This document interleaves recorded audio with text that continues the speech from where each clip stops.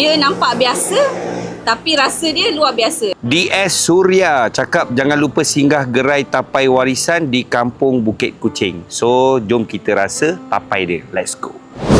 Alright, kita dah sampai ke tapai warisan Kampung Bukit Kucing Hilir. Oh, ni tapainya. Kita biasa ada tapai pulut, tapi hari ni dah kena borong dengan orang. Okey. So, tinggal tapai ubi je lah. Tapai pulut dah kena borong Aisyah. Ni chef kita dekat Nusantara Village. Nama saya Suryawati binti Miskun. Kalau ikutkan dah lama dah, lebih daripada 40 tahun dah. Saya keluarkan balik semenjak lepas mak saya meninggal. Saya meniaga dalam dah 3 tahun lebih lah. Okay, best seller produk kat sini biasalah. Yang pertama memang tapai lah. Tapai ubi, tapai pulut.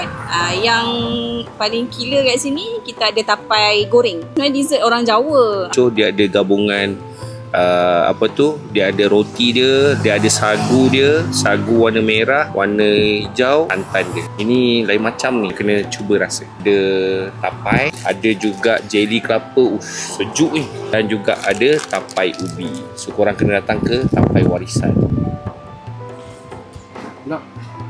Sedap. Dia manis, dia punya tapai tu. Memang sedap. Serius. Korang kena cuba. Nanti saya bawa bini saya ni. Mari ramai-ramai datang ke gerai tapai warisan.